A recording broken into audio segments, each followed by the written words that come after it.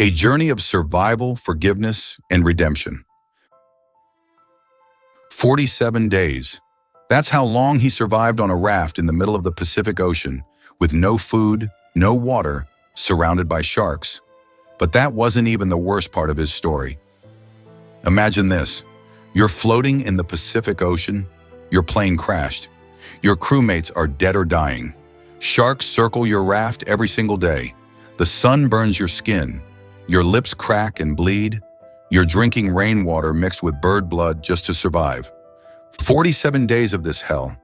And then just when you think you're finally rescued, you realize you've been captured by the Japanese military. And the next 2 years will make those 47 days look like a vacation. This is the true story of Louis Zamperini, an Olympic athlete, a World War II bombardier, a prisoner of war who endured torture so brutal it would break any normal man. But Louis Zamperini was not a normal man. This is a story about the unbreakable human spirit, about a man who survived the impossible, not once but over and over again, about how the greatest battle he ever fought wasn't against the ocean, or the sharks, or even his captors. It was the battle for his own soul. By the end of this story, you will understand what it truly means to be unbroken. You'll understand that survival isn't just about staying alive. It's about choosing who you become after the nightmare ends. Stay with me, because what happened to Louis Zamperini and what he did with the rest of his life will change how you see forgiveness, faith, and the power of the human spirit forever. This is Unbroken, and it begins with a troubled kid who nobody believed in. Torrance, California, 1920s.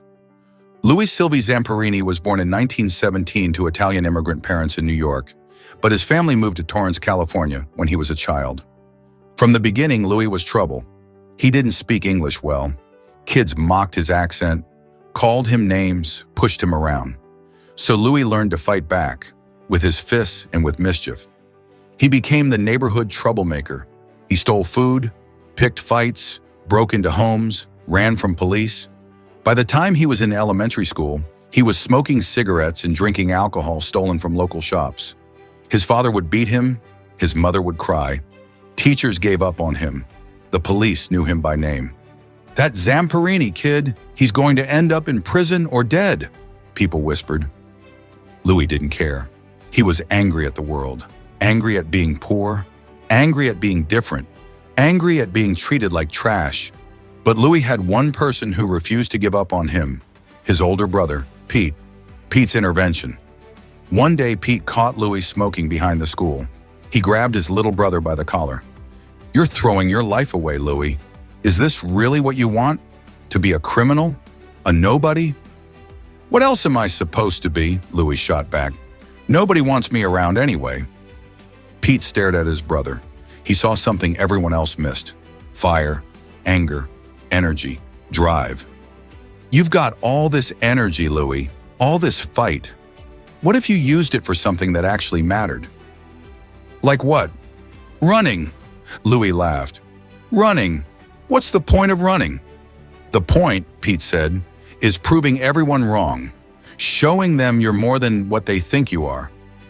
Something clicked in Louis's mind. He liked that idea, proving people wrong. "Fine," Louis said, "I'll try it." The transformation. At first, Louis was terrible at running. He had no technique, no discipline, no endurance. But he had something more valuable. He refused to quit. Pete became his coach, his trainer, his mentor. Every morning at 5 a.m., they'd run. Every evening after school, they'd run. Miles and miles and miles. Louis's body transformed. His anger found an outlet. His rebellious energy became competitive fire. And he was fast, really fast. By high school, Louis Zamperini was breaking records. Not just school records, state records, national records. The troublemaker everyone had written off was becoming a phenomenon. In 1936, at just 19 years old, Louis qualified for the Olympics in Berlin, Germany. He would run the 5,000-meter race. He didn't win a medal. He finished 8th. But in the final lap, Louis ran so fast that Adolf Hitler himself asked to meet him. "Ah, the boy with the fast finish," Hitler said. Louis shook hands with one of history's greatest monsters, not knowing that years later, He'd be fighting against everything that man represented. Louis returned to America as a hero. The press called him the Torrance Tornado. Everyone said he'd win gold at the 1940 Olympics in Tokyo. But the 1940 Olympics never happened. World War II began, and Louis Zamperini's life was about to change forever. 1941, the war begins. When Japan attacked Pearl Harbor, Louis knew what he had to do. He enlisted in the Army Air Corps and became a bombardier, the crew member who dropped bombs on enemy targets. He was assigned to a B-24 bomber called Superman. His crew became his brothers.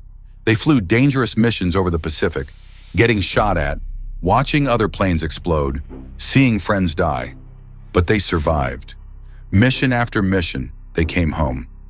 Louis thought maybe his luck would hold. Maybe he'd make it through this war and get back to running, back to the Olympics, back to life. Then came May 27, 1943, the mission that changed everything. Louis and his crew were sent on a rescue mission. Another plane had gone down in the Pacific. They needed to search for survivors. But their plane, a different B-24 called Green Hornet, was a piece of junk. It had mechanical problems. Everyone knew it was unsafe.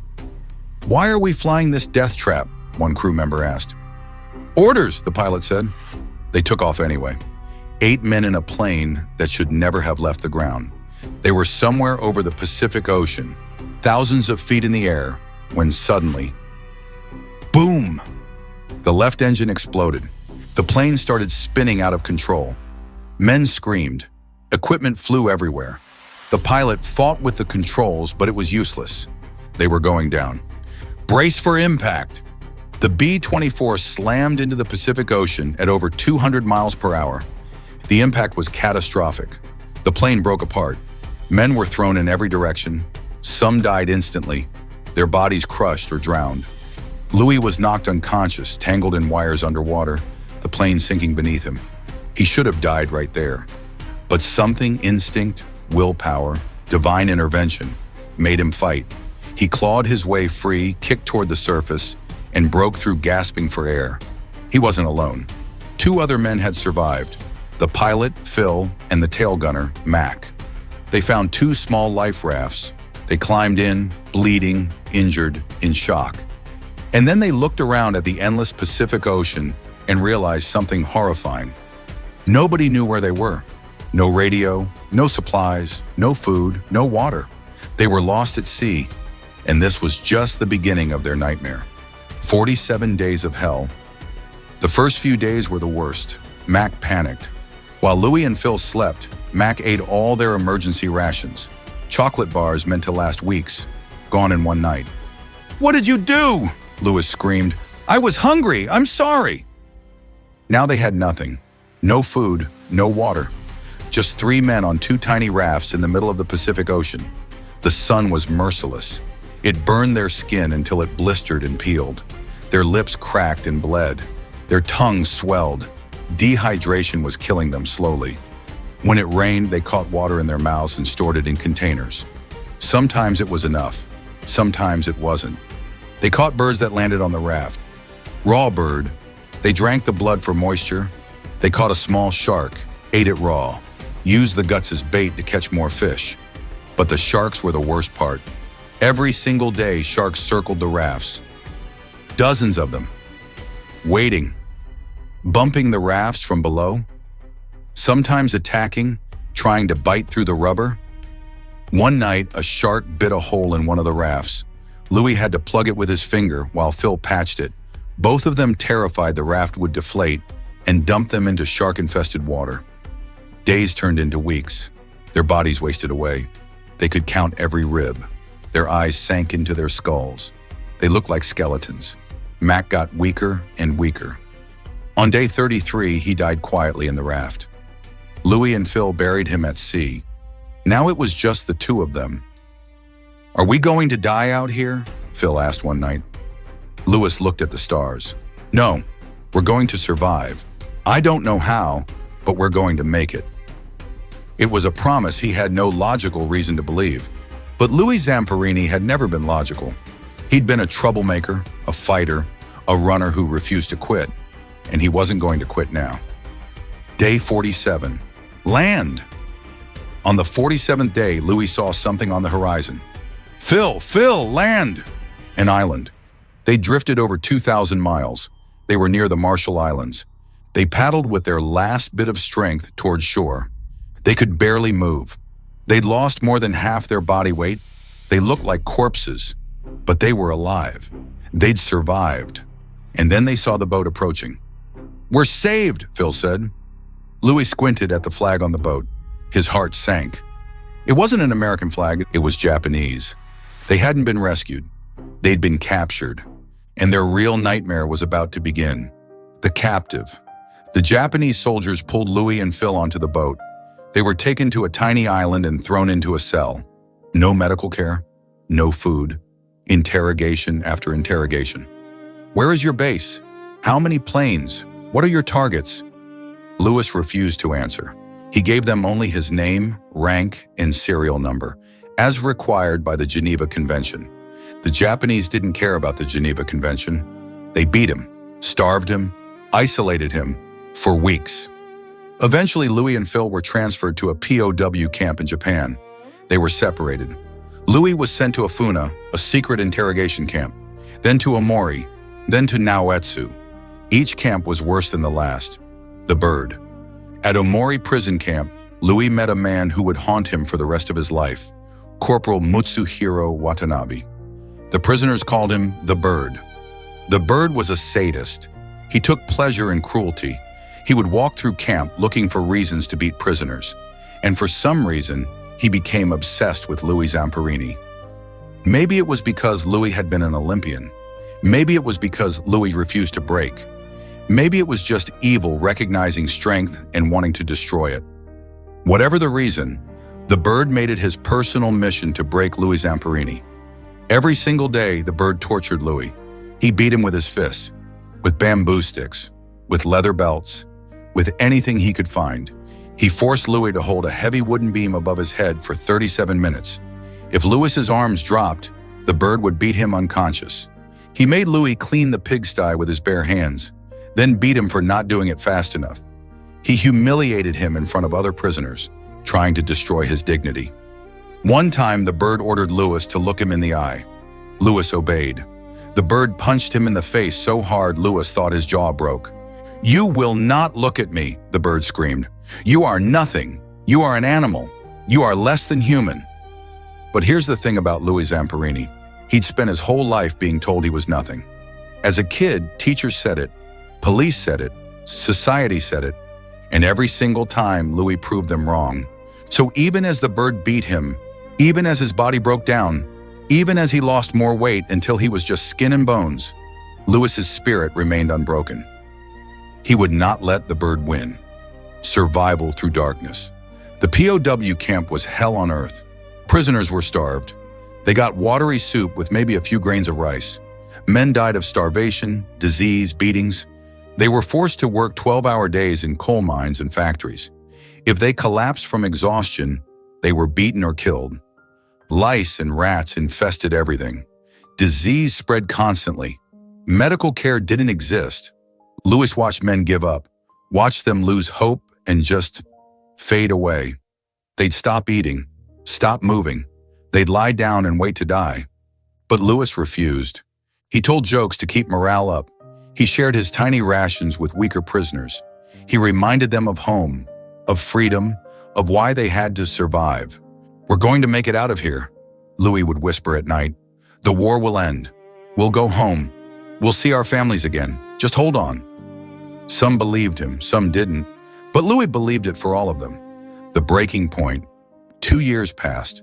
2 years of torture, starvation, disease, and the Bird's relentless cruelty.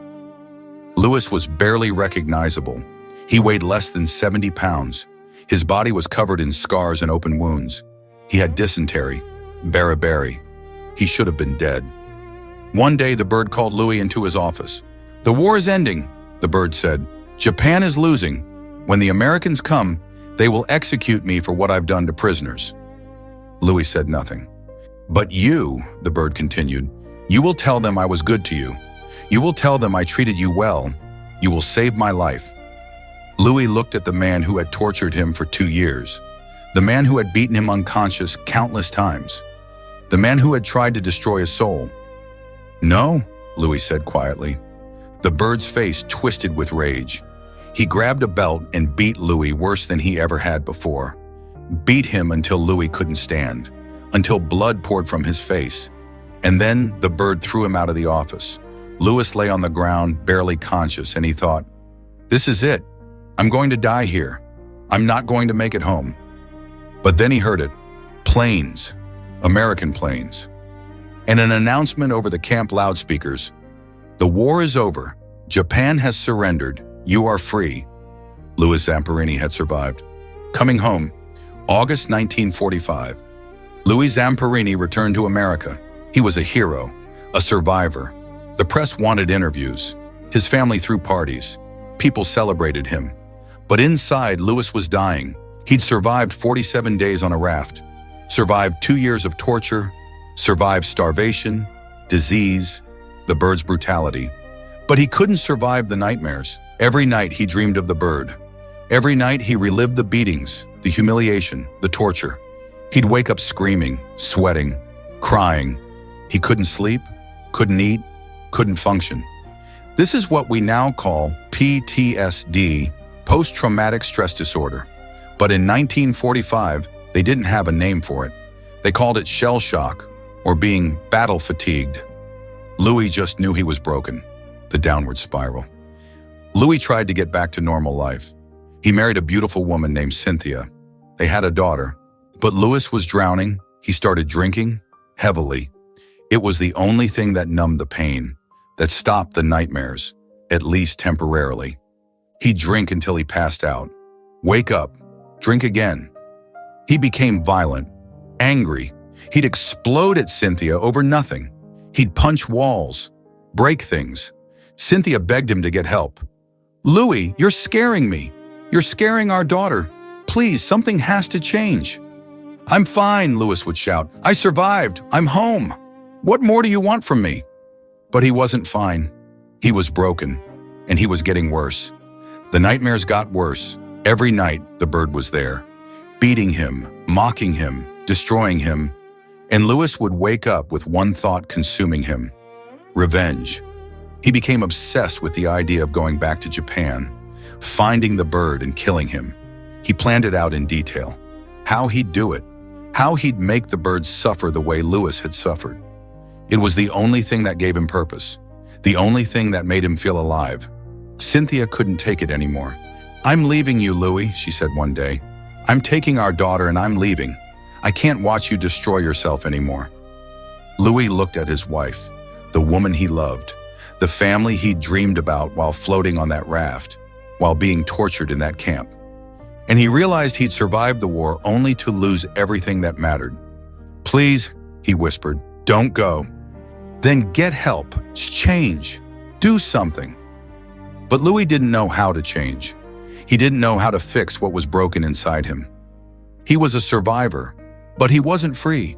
He'd escaped the POW camp, but the bird still had him in chains. The turning point. Cynthia was packing to leave. Louis was drunk again, planning his revenge trip to Japan. Then Cynthia came home with a flyer. "There's a preacher in town," she said. "Billy Graham. He's doing a revival crusade. My friend went and said it changed her life. Will you come with me, just once?" "I don't need a preacher," Louis said. "Please, Louis, for me, for our daughter, just one night." Louis looked at her, at the desperation in her eyes, at what he'd become. "Fine. One night." The Billy Graham Crusade, September 1949. Louis and Cynthia walked into a massive tent in Los Angeles. Thousands of people were there. Music played. People sang. Louis sat in the back, arms crossed, skeptical. Then Billy Graham stepped to the microphone. He was young, only 30 years old, but he spoke with power and conviction. He talked about sin, about brokenness, about pain and anger, and the things that destroy us from the inside. Louis felt like every word was aimed directly at him. "Some of you are here tonight and you're prisoners," Graham said. "Not in a physical prison, but a prison of your own making. A prison of anger, of hatred, of pain you can't let go of. Louis's hands gripped the chair. You think that holding on to that anger makes you strong. You think planning revenge gives you power, but I'm here to tell you, it's destroying you. It's killing you from the inside out. Tears started forming in Louis's eyes. There's a man who died 2,000 years ago, Graham continued. His name was Jesus Christ, and he was tortured, beaten, humiliated, hung on a cross to die. And you know what his last words were? Father, forgive them. Louis was crying now, full tears streaming down his face. That's the kind of freedom I'm offering you tonight. Not the freedom that comes from revenge, but the freedom that comes from forgiveness, from letting go, from surrendering your pain to God and letting Him heal you. Something broke inside Louis in that moment. All the years of pain, all the nightmares, all the hatred for the bird, all the anger at God for letting him suffer. It all came pouring out. The decision. Louis stood up. His whole body was shaking. I need to go up there, he told Cynthia. What? I need to talk to him. I need help. Louis walked down the aisle with hundreds of other people. He knelt at the front, and he prayed for the first time since he was a child. God, I don't know if you're real. I don't know if you're listening, but I can't do this anymore. I can't carry this hate. I can't carry this pain. If you're real, please help me. Please take this burden. Please heal me. And something happened that Louis couldn't explain. The weight lifted. The anger that had consumed him for 4 years, gone. The hatred for the bird, dissolved. The nightmares that had tortured him every single night, they stopped. That very night. Louis Zamperini walked into that tent as a broken, angry, alcoholic planning murder. He walked out as a free man. The test. The next morning, Louis woke up and remembered his bottles of alcohol hidden around the house. He gathered them all, hundreds of dollars worth, and poured every single one down the drain. He never drank again, not one drop, for the rest of his life. The nightmares? Gone. For 60-plus years after that night, Louis never had another nightmare about the bird. The anger, the hatred, the desire for revenge, replaced with something Louis never thought he'd feel: forgiveness. But here's where the story gets truly incredible. Return to Japan. 1 year after the Billy Graham crusade, Louis Zamperini did go back to Japan, but not for revenge. He went to visit the prison camps where he'd been held, to forgive his captors face to face. He walked through Sugamo prison where many of his former guards were being held as war criminals. He shook their hands. He told them he forgave them. Grown men, men who had beaten him, starved him, tortured him, broke down crying as Louis embraced them. I forgive you, Louis said in Japanese. I hold no bitterness. You are free. But there was one man missing. The bird Mutsuhiro Watanabe had gone into hiding. He disappeared after the war, faking his death to avoid prosecution. For decades, Louis tried to find him. Not for revenge, but to tell him, I forgive you. The letter. Louis was 81 years old. He finally got word that the bird was alive, living in hiding in Japan. Louis wrote him a letter. The post-war nightmares caused my life to crumble, but thanks to a confrontation with God through the evangelist Billy Graham, I committed my life to Christ. Love replaced the hate I had for you. Christ said, forgive your enemies and pray for them. As you probably know, I returned to Japan in 1952 and was graciously allowed to address all the Japanese war criminals at Sugamo prison. I asked then about you and was told that you probably had committed harakiri, which I was sad to hear. At that moment, like the others, I also forgave you and now would hope that you would also become a Christian. The bird never responded. He never agreed to meet with Louis. He died in 2003 without ever publicly apologizing or accepting Louis's forgiveness. But here's the thing. Louis didn't need the bird to accept his forgiveness. The forgiveness wasn't for the bird, it was for Louis. By forgiving his greatest tormentor, Louis freed himself completely from the prison of hatred. The legacy. Louis Zamperini spent the rest of his life doing something incredible, helping others heal. He started a camp called Victory Boys Camp for troubled youth, kids just like he used to be, kids everyone had given up on. He traveled the world sharing his story. inspiring millions, teaching about forgiveness, resilience, and the power of faith. He ran again. At age 80, he carried the Olympic torch through Naoetsu, Japan, the same village where he'd been tortured as a POW. He ran past his former prison camp as a free man, a victor, a symbol of hope. He lived to be 97 years old. He died on July 2, 2014, surrounded by family. His last words? "I love you." The message. Louis Zamperini's story teaches us something profound about the human spirit. Survival isn't just about staying alive.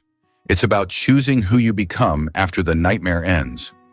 Louis survived 47 days on a raft. He survived 2 years of torture. He survived the bird's brutality. But none of that made him unbroken. What made him unbroken was the choice he made in that tent in 1949. The choice to forgive, the choice to let go of hatred, the choice to trade revenge for redemption. For you, maybe you're carrying something heavy right now. Maybe someone hurt you, betrayed you, destroyed something precious to you. Maybe you've been planning revenge, holding on to anger, letting bitterness poison your soul. Louis Zamperini's message to you is simple. Forgiveness doesn't make you weak, it makes you free. Holding on to hatred is like drinking poison and expecting the other person to die. It doesn't hurt them, it destroys you. Louis could have killed the bird, could have spent his life consumed by revenge, could have died angry and broken. Instead, he chose forgiveness. And that choice gave him 60 years of peace, 60 years of purpose, 60 years of helping others heal. That's the power of letting go. The choice. Right now you have a choice. You can carry your pain forever. Let it define you. Let it control you. Or you can do what Louis did. Surrender it. Forgive. Let it go. It won't be easy. Forgiveness isn't easy, but it's the only path to true freedom. Louis Zamperini was unbroken, not because he was strong enough to survive torture, but because he was strong enough to forgive his torturers. That's strength. That's courage. That's what it means to be truly free. Music swells emotionally. If you can forgive, you can heal. If you can heal, you can help others heal. And that's the legacy worth leaving. Louis Zamperini. Louis Zamperini once said, "The one who forgives never brings up the past to that person's face. When you forgive, it's like it never happened." True forgiveness is complete and total. That's the lesson of Unbroken. You are not defined by what happened to you. You are defined by what you choose to do about it. Subscribe to Ever After Lessons for more stories that heal, inspire, and remind you. You are stronger than you think, and you are never too broken to be made whole. What will you choose to let go of today? Moral lessons. Survival is mental before it's physical. Forgiveness is the ultimate freedom. Your past doesn't determine your future. Hatred destroys the hater, not the hated. Faith can heal what medicine cannot. The strongest people are those who choose mercy over revenge. Your greatest victory might be letting go, not fighting back.